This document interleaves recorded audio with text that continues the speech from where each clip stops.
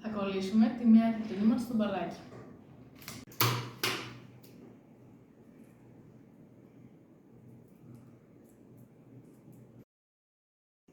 Και θα σταθεροποιήσουμε το άλλο άκρο.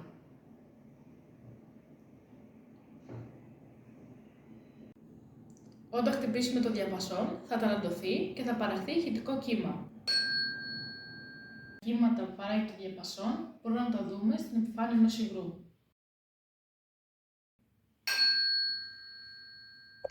Όταν πλησιάσουμε το διαπασόν στο μπαλάκι, θα εξαναγκαστεί σε ταλάντωση.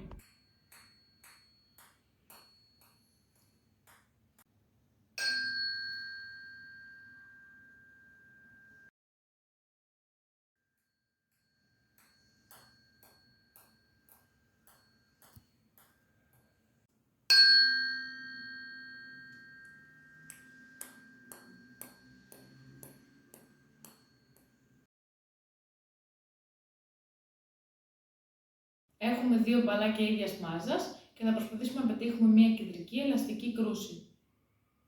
Σύμφωνα με τη θεωρία, θα πρέπει τα μπαλάκια να ανταλλάξουν ταχύτητες.